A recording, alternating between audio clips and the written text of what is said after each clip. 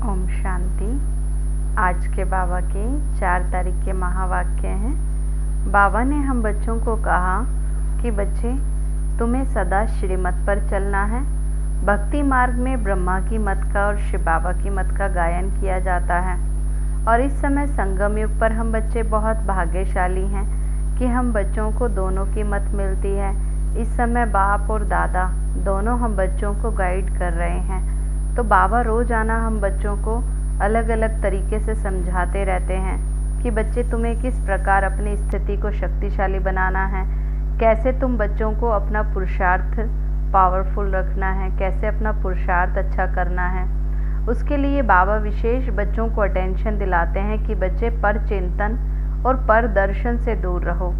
कई बार बच्चे अपनी स्थिति को खराब कर लेते हैं केवल दूसरों की बुराइयां देखने के कारण। सारा दिन दूसरों का चिंतन करते रहते हैं कि दूसरे व्यक्ति ऐसे हैं, वो ऐसा करते हैं, वो ऐसा बोलते हैं। तो बाबा हम बच्चों को समझाते हैं कि बच्चे, मैंने तुम्हें ये जिम्मेवारी नहीं दी है कि सारा दिन आप दूसरों को देखते रहो, दूसरों के बारे में सोचते रहो। बाबा कहते हैं बच्चे, केवल अपने पुरुषार्थ पर ध्यान दो।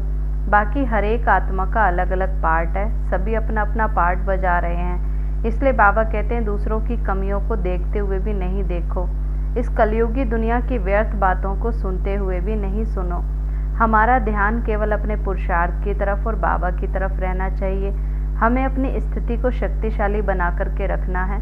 बाकी चारों तरफ जो भी दृश्य आ रहे हैं, ये केवल एक ड्रामा चल रहा है और इस ड्रामा को हमें साक्षी होकर देखते जाना है। तो आज के बाबा के 4 तारीख के महावाक्य हैं। बाबा ने कहा, मीठे बच्चे, शिव बाबा और ब्रह्मा बाबा दोनों की मत मशहूर है। बाबा ने कहा, मीठे बच्चे, शिव बाबा और ब्रह्मा बाबा दोनों की मत मशहूर है। तुम्हें दोनों की मत पर चलकर अपना कल्याण करना है। तुम्हें दोनों की मत पर चलकर अपना कल्याण करना है। प्रश्न है नंबर 1, ट्रस्टी कौन है और कैसे? नंबर 1, ट्रस्टी कौन है और कैसे? उत्तर है शिव बाबा है नंबर 1 ट्रस्टी। उसमें बिल्कुल आसक्ति नहीं है ना। बाबा तो कोई की तरफ आकर्षित नहीं होते, कोई इच्छाओं में नहीं फंसते। भक्ति मार्ग में भी तुम उनके अर्थ जो भी दान पुण्य आदि करते हो वह सब इंश्योर हो जाता है। बाबा कहते बच्चे, भले ईश्वर अर्थ भक्ति में दान करते हैं लेकिन बाबा तो कुछ भी लेते नहीं, क्योंकि बाबा को तो कोई आसक्ति नहीं है। वो जो भी हम कुछ दान पुण्य करते हैं वो हम बच्चों को ही अगले जन्म में मिल जाता है, वो हमारा इंश्योर होता रहता है, जिसका फल दूसरे जन्म में मिलता है। अभी भी जो बाप के अर्थ अपना सब कुछ इंश्योर करते हैं उसका पूरा रिटर्न बाप देता है, क्योंकि बाबा कहते, मैं खुद तो सुख भोगता नहीं, फिर मैं तुम्हारा लेकर क्या करूँगा ना। इसलिए बाबा कहते हैं बच्चे, जो भी कुछ करते हैं, चाहे तन से, मन से, धन से, जो भी सेवा करते हैं उसका रिटर्न बदले में बच्चों को ही मिलता है।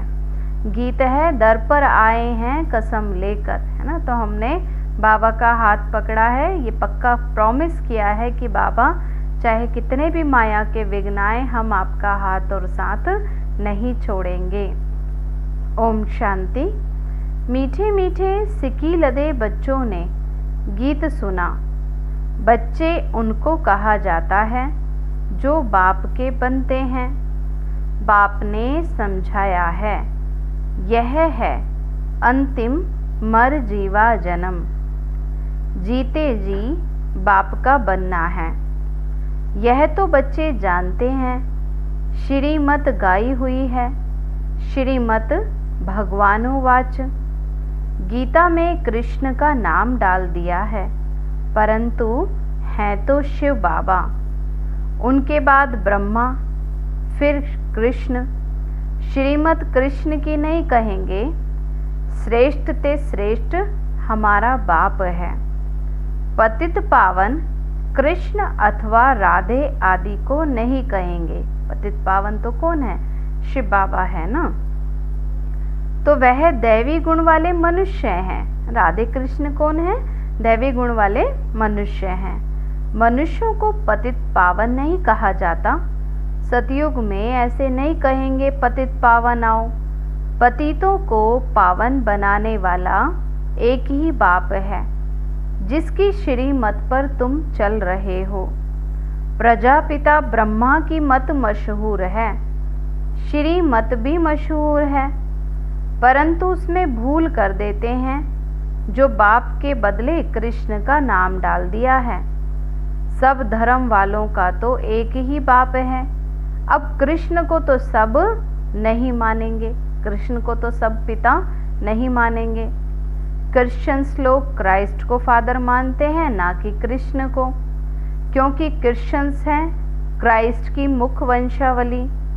तो शिव बाबा आकर तुमको अपना बनाते हैं। इस समय शिव बाबा आकर के हम बच्चों को ब्रह्मा मुख के द्वारा सत्य ज्ञान देते हैं, बच्चों को अडॉप्ट करते हैं। कहते हैं ना, सिर हथेली पर रख बाप के बने हैं। माना पूरा बाबा का पक्का प्रॉमिस कर लिया ना, पूरा बाबा पर बलिहार जाने का वचन दिया है, तो उनके डायरेक्शन पर चलना पड़े। तुम्हें बाप को अपनी मत देने की दरकार नहीं रहती, वह तो खुद मत देने वाला है। कई बच्चे होते हैं ना, बाबा को भी अपनी राय देना शुरू कर देते हैं। अब बाबा तो खुद ही ज्ञान का सागर है, अपनी मत देने वाला है।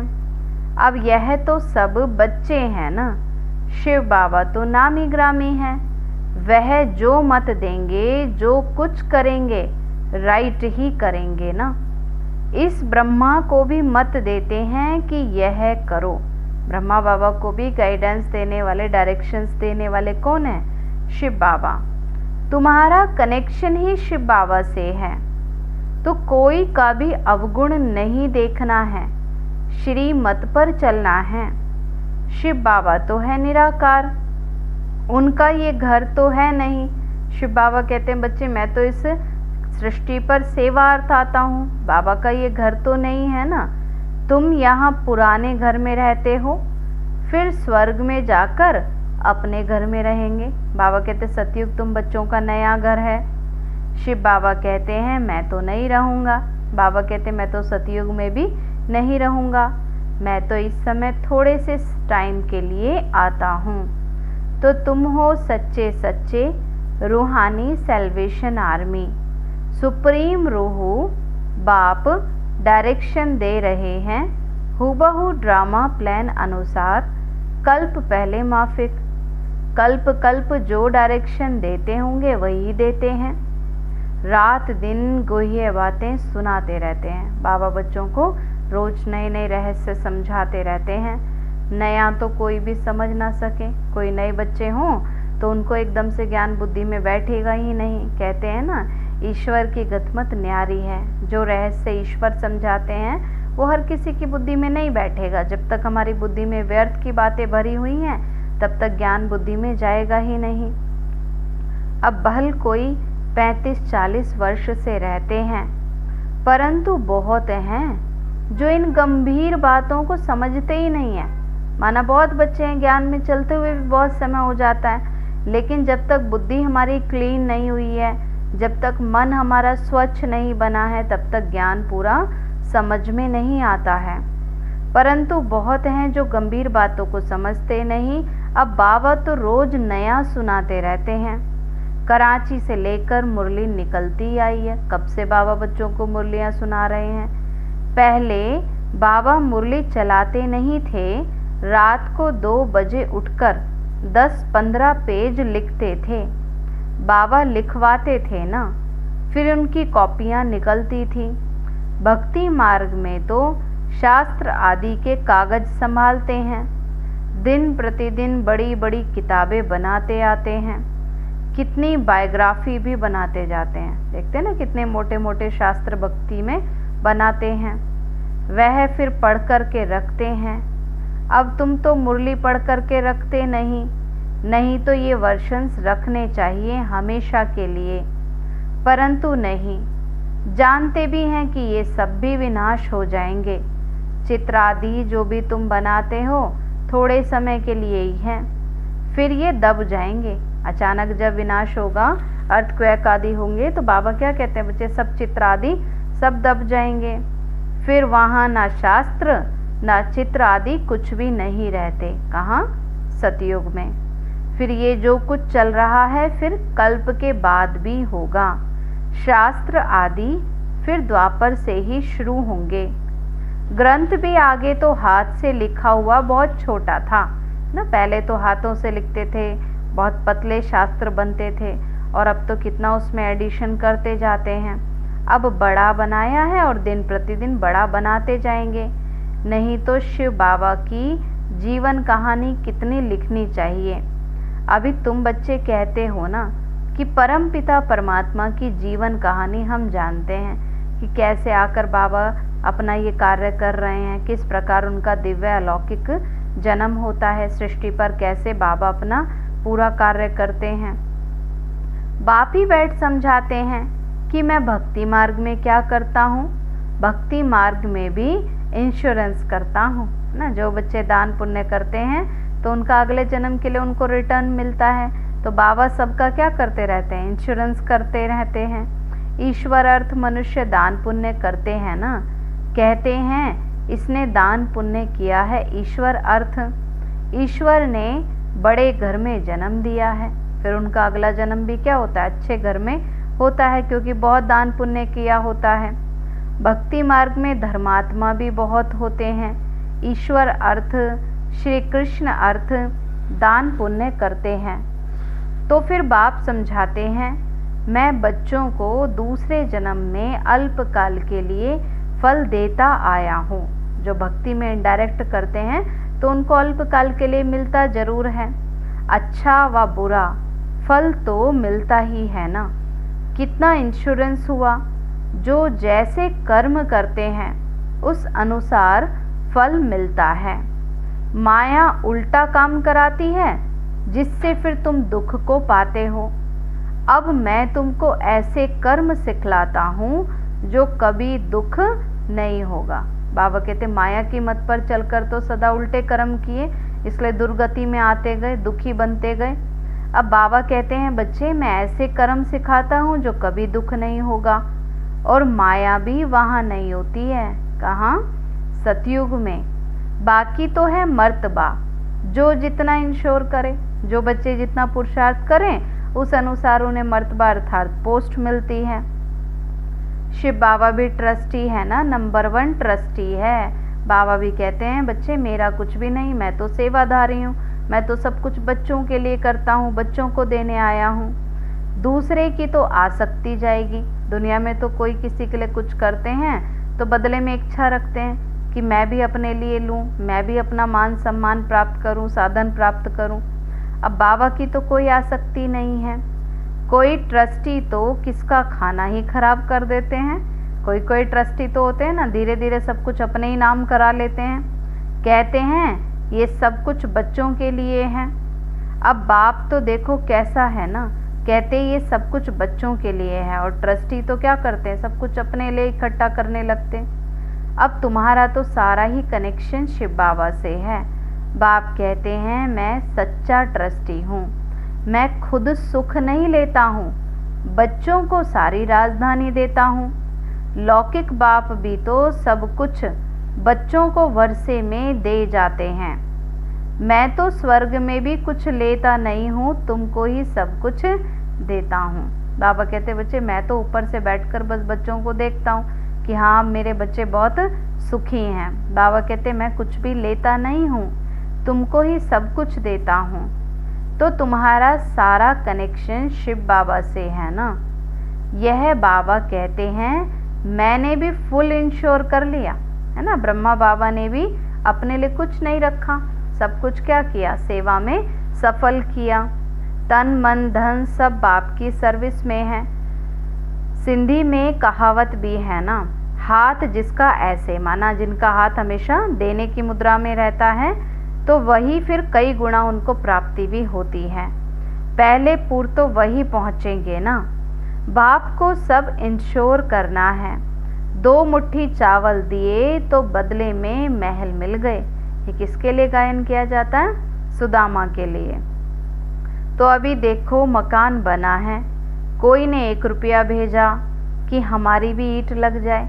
जो बच्चे भावना वाले होते हैं, है ना, भले ज़्यादा नहीं कर पाते हैं तो कहते हैं बाबा हमारा भी थोड़ा सा सफल कर लीजिए। बाप ने लिखा तुमको तो सबसे अच्छे महल मिलेंगे। कोई के पास 10 रुपये ही आते हैं, उसमें से 1 रुपया भी अगर सेवा में लगाते हैं तो उनका पुण्य तो जरूर मिलता ही है। बाबा कहते हैं बच्चे तुम्हें सबसे अच्छे महल मिलेंगे क्योंकि तुम गरीब हो और मैं हूँ ही गरीब निवास। बाबा कहते हैं मैं गरीब बच्चों की रक्षा के लिए आता हूँ। गरीब का 1 रुपया तो साहूकार का 10,000, दोनों को एक ही मर्तबा मिल जाता है। साहूकार तो बहुत मुश्किल आते हैं और सबसे कन्याएं तो बिल्कुल ही फ्री हैं। नंबर 1 देखो ना, मम्मा गई है ना, मम्मा ने कितना पुरुषार्थ किया। उनके पास तो कुछ भी नहीं था, गरीब के घर की थी, फिर भी नंबर 1 चली गई। कैसे? अपने पुरुषार्थ और सेवा के आधार से। तो इसने सब कुछ दिया, फिर भी पहले लक्ष्मी और फिर नारायण। माना ब्रह्मा बाबा ने तो सब कुछ सेवा में लगा दिया था और मम्मा ने तो केवल अपना पुरुषार्थ बहुत अच्छा रखा, तो इसलिए भक्ति में भी क्या करते हैं, पहले लक्ष्मी फिर नारायण। तो कितना वंडरफुल खेल है। तो कभी भी किसी बात में संशय नहीं होना चाहिए। बाप दादा कोई कम थोड़े ही है। जज भी संशय इसमें नहीं, जरा भी इसमें संशय नहीं लाना चाहिए। बहुत मीठा भी बनना है, कदम कदम पर श्रीमत लेनी है, नहीं तो माया बहुत नुकसान करा देती है। बच्चों को कितने डायरेक्शन देने पड़ते हैं। रोज बाबा अलग अलग तरीके से बच्चों को कितनी गाइडलाइंस देते हैं, समझाते रहते हैं। बाबा कहते हैं पूरा समाचार लिखो, बाबा फिर हर प्रकार की संभाल करेंगे। बाबा कहते हैं बाबा को पूरा पूरा बताओ कि क्या क्या करते हैं सारा दिन, क्या क्या भूल हुई है, तो फिर बाबा पूरी संभाल भी करेंगे। बाबा को तो बहुत ख्याल रहता है कि कहाँ ये बच्चा चढ़ जाए। बाबा क्या चाहते हैं कि मेरा हर बच्चा ऊंचा बढ़े, आगे बढ़ते ही जाए। पढ़ाई पर पूरा अटेंशन चाहिए। हम हैं most beloved God fatherly student. भगवानुवाच भी लिखा हुआ है, परंतु कृष्ण का नाम डाल दिया है। कृष्ण भी सभी मनुष्यों से ऊंचे से ऊंचा ठहरा, फर्स्ट प्रिंस है। कृष्ण का नाम देते हैं, नारायण का क्यों नहीं? क्योंकि कृष्ण है बालक। छोटेपन से बालक सतो प्रधान होता है, फिर बचपन से युवा, फिर वृद्धावस्था आती है। बच्चों की ही महिमा करते हैं क्योंकि पवित्र है ना। बालक ब्रह्म ज्ञानी समान कहते हैं। बच्चे से कोई पाप नहीं होता है। तो कृष्ण भी छोटा बच्चा होने के कारण उनका बर्थडे मनाते हैं, है ना, हर वर्ष जन्माष्टमी मनाते हैं। फिर भी कृष्ण को द्वापर में दिखा दिया है। अब ये सब बाप ही बैठ समझाते हैं कि कृष्ण का जन्म कब होता है, सतयुग में होता है। अब सिवाय तुम ब्राह्मणों के दुनिया में ऐसा कोई नहीं होगा जिसको ये बातें पता हो। ब्राह्मण है उत्तम, तो तुम ब्राह्मण हो ईश्वरीय संतान। सतयुग में तो ईश्वरीय संतान नहीं कहेंगे, सतयुग में क्या कहेंगे, दैवी संतान कहेंगे। ईश्वर से जरूर स्वर्ग की प्राप्ति होगी ना। तो यह है तुम्हारा अति दुर्लभ अमूल्य जीवन। बाबा कहते हैं ये जीवन फिर दोबारा नहीं मिलता है। पूरे कल्प में एक ही बार ऐसा समय आता है जब आत्मा और परमात्मा इस धरती पर मिलते हैं, इसलिए इसको हीरा जन्म कहते हैं ना, बहुत अमूल्य जन्म कहते हैं। अब ये सब का तो नहीं हो सकता क्योंकि सब तो परमात्मा को पहचान ही नहीं पाते। मनुष्य इतना ज़्यादा देह अभिमान में फंसे होते हैं कि निराकार रूप में, साधारण रूप में आए परमात्मा को पहचान ही नहीं पाते। ये ड्रामा ऐसा बना हुआ है, कल पहले जिन्होंने पढ़ा है वह पढ़ रहे हैं। भगवान ने तो जरूर भगवान भगवती पैदा किए, परंतु भगवान भगवती कह नहीं सकते क्योंकि गॉड इज़ वन। भगवान तो केवल एक है। निराकार की तो महिमा है ना, साकार की थोड़ी महिमा होती है। इन लक्ष्मी नारायण को निराकार ने ऐसा बनाया, किसने? शिव बाबा ने। तो अब हम बच्चे राजयोग सीख रहे हैं। राजाई स्थापन हुई तो उस समय विनाश भी हुआ। एक तरफ सतयुग की तैयारी हो गई, दूसरी तरफ कलयुग का विनाश हुआ। बाप तो जरूर स्वर्ग का ही वर्षा देंगे ना। अब तो है संगम की बात, शिव बाबा आते हैं तब खेल पूरा होता है। अब बाबा कहते हैं कलयुग का खेल पूरा होने वाला है, फिर कृष्ण का जन्म होता है। मनुष्य तो बेचारे मूंझे हुए हैं, उनको पता ही नहीं कि कैसे कैसे हम जन्म लेते आए, कैसे कैसे युग बदलते गए। तभी तो फिर बाबा आकर समझाते हैं। परम पिता परमात्मा ब्रह्मा के द्वारा सब शास्त्रों का सार समझाते हैं। तो अभी तुम जैसे कि मास्टर नॉलेजफुल हो गए हो। बाबा ने कहा आत्मा की ही महिमा है, ज्ञान का सागर, आनंद का सागर, ब्लिसफुल, ये बाप की महिमा है। बाप कहते हैं यह भारत सबसे ऊंचा सबसे बड़ा तीर्थ स्थान है, परंतु कृष्ण का नाम डालने से सारी महिमा गुम कर दी, क्योंकि सब कृष्ण को परमात्मा नहीं समझते ना। सभी ने परमात्मा को लाइट रूप में, प्रकाश रूप में याद किया है। तो नहीं तो सभी शिव के मंदिर में ही फूल चढ़ाएं। अगर मनुष्यों के मन में कन्फ्यूजन ना हो कि भगवान है कौन, तब तो सब निराकार को ही याद करें, फिर तो सब शिव के मंदिर में ही फूल चढ़ाएं। अगर देहधारी देवी देवताओं की पूजा ना करें तो सबका सदगति दाता तो एक ही बाप है। आधा कल्प तुम ही प्रारब्ध भोग फिर नीचे आते हो, सबको तमो प्रधान बनना ही है। अब बाबा कहते हैं मैं तुम बच्चों के लिए नई दुनिया स्थापन कर रहा हूँ, मैं खुद नहीं आता हूँ, सब कुछ तो तुम बच्चों के लिए ही है। साफ बात है ना। बाबा कहते हैं बच्चे साफ बात है, मैं तो अपने लिए राज्य नहीं बना रहा हूँ, किसके लिए बनाता हूँ? बच्चों के लिए। मनुष्य तो अपने लिए ही करते हैं, फिर कहते हैं कि हम तो निष्काम करते हैं। आजकल मनुष्य कोई भी निष्काम सेवा तो करते ही नहीं, कोई ना कोई स्वार्थ रख कर के कार्य करते हैं। निष्काम तो कोई कर ना सके, हर चीज का फल जरूर मिलता है। बाबा कहते हैं मनुष्यों को तो अपने हर कार्य का फल जरूर मिलता है। तो मैं तुम बच्चों को अविनाशी रत्न देता हूँ, तुम्हारे लिए मैं वैकुंठ लाया हूँ। तो वह बाबा कहते बच्चे लेने के लिए ऐसा लायक भी बनना चाहिए। बाबा कहते सतयुगी राज्य लेने के लिए इतना अपने अंदर गुण भी तो धारण करने चाहिए। स्वर्ग का मालिक बनना है, हथेली पर बहिष्ठ मिलता है, सेकंड में जीवन मुक्ति व सेकंड में बादशाही। दिव्य दृष्टि दाता शिव बाबा है, सेकंड में वैकुंठ में ले जाते हैं। इस बाबा के हाथ में कुछ भी चाबी नहीं है। किसके? ब्रह्मा बाबा के हाथ में।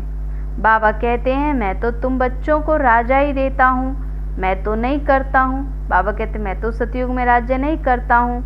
फिर जब तुम भक्ति मार्ग में जाएंगे तब फिर तुमको दिव्य दृष्टि से बहलाना पड़ेगा, क्योंकि द्वापर युग में बच्चे फिर साक्षात्कार की इच्छा रखते हैं। तो साक्षात्कार कराने के लिए बाबा दिव्य दृष्टि की चाबी तो अपने पास ही रखते हैं। तो कितना अच्छी रीति बाबा समझाते हैं। इतना प्यार से कोई मनुष्य रोज रोज समझाएंगे? कोई भी नहीं समझाएंगे।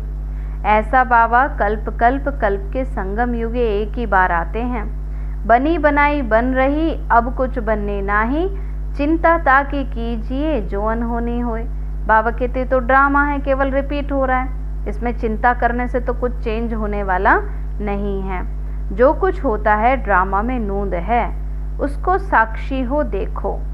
बाबा तो बहुत अच्छी रीति समझाते हैं।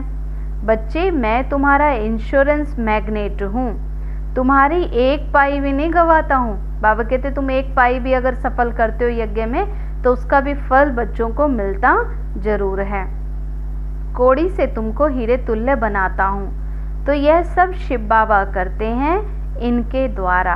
किनके? ब्रह्मा तन के द्वारा। करण करावनहार है ना, निराकार निरअहंकारी वह है। गॉड फादर कैसे बैठ पढ़ाते हैं।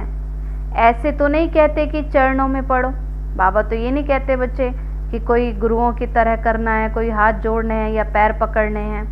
बाप तो ओबीडियंट सर्वेंट है ना। यहाँ तो बाबा क्या कहते हैं कि बच्चे मैं ही तुम्हारी सेवा में आया हुआ हूँ, मैं ही तुम्हारा ओबीडियंट सर्वेंट हूँ। बाबा कहते हैं जिनको मालिक बनाया वही सुख भोग भोग कर अब दुखी हो गए। बाबा कहते मैंने तो तुम बच्चों को स्वर्ग का मालिक बनाया था, अब तुम बच्चे ही फिर धीरे धीरे क्या हो गया, जन्म लेते गए, गलतियां करते गए, अब दुखी हो गए। सुख भी बहुत मिलता है, इतना सुख कोई धर्म को नहीं मिलता है। बाबा कहते तुम बच्चों ने बहुत सुख देखा है। ऐसे नहीं कह सकते कि भारतवासियों को ही क्यों, औरों ने क्या किया। अरे इतने ढेर मनुष्य हैं, सब तो नहीं आ सकते ना। बाबा कहते सब तो सतयुग के लायक पुरुषार्थ नहीं करते हैं। यह ड्रामा बना हुआ है। भारत में ही आदि सनातन देवी देवता धर्म था। भगवान ने ही आकर सहज राजयोग सिखाया था। बाप कहते हैं अब मैं फिर से आया हूँ। तुम भी जानते हो 84 जन्मों का पाठ बजाया, अब फिर से हम घर जाते हैं। यह बहुत पुराना चोला हो गया है। बाबा ने कहा बच्चे शरीर भी जन्म लेते लेते पुराना हो गया है। सन्यासी लोग फिर कहते हैं कि आत्मा परमात्मा में लीन हो जाती है।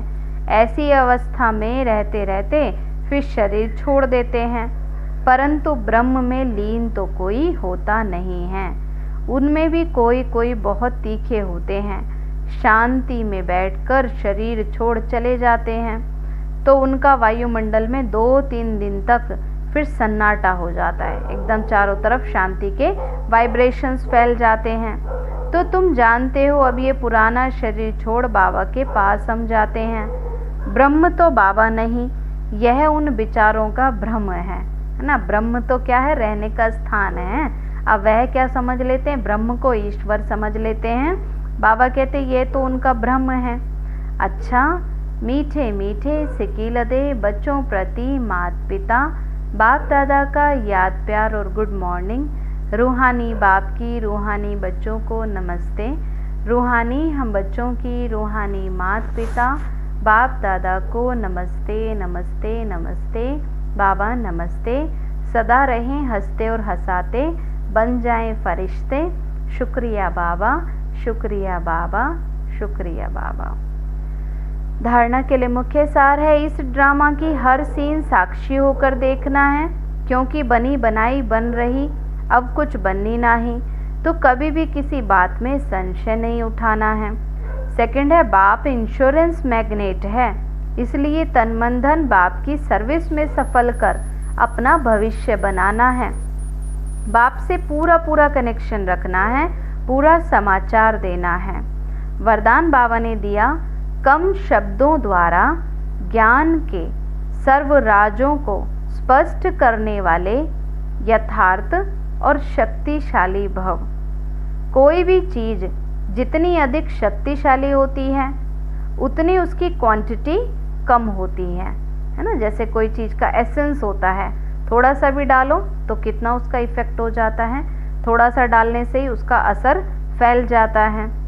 तो ऐसे ही जब आप अपनी निर्वाण स्थिति में स्थित हो, फिर वाणी में आएंगे तो शब्द कम लेकिन यथार्थ और शक्तिशाली होंगे। बाबा कहते जब बच्चे अपनी आत्मिक स्थिति में स्थित होकर के फिर जो भी शब्द बोलेंगे उसका दूसरों पर बहुत इफेक्ट होगा, चाहे वह कम ही शब्द क्यों ना हो। तो एक शब्द में हजारों शब्दों का रहस्य समाया हुआ होगा, जिससे व्यर्थ वाणी ऑटोमेटिक समाप्त हो जाएगी। तो एक शब्द से ज्ञान के सर्व राजों को स्पष्ट कर सकेंगे, विस्तार समाप्त हो जाएगा। स्लोगन बाबा ने दिया, दिल से बाबा कहना अर्थात खुशी और शक्ति की प्राप्ति करना। एक बार भी अगर हम दिल से कहते हैं मेरा बाबा, तो बाबा से नेचुरली हमें क्या मिलने लग जाते हैं, वरदान, शक्तियाँ। तो दिल से बाबा कहना अर्थात खुशी और शक्ति की प्राप्ति करना। अच्छा, ओम शांति, ओम शांति, ओम शांति।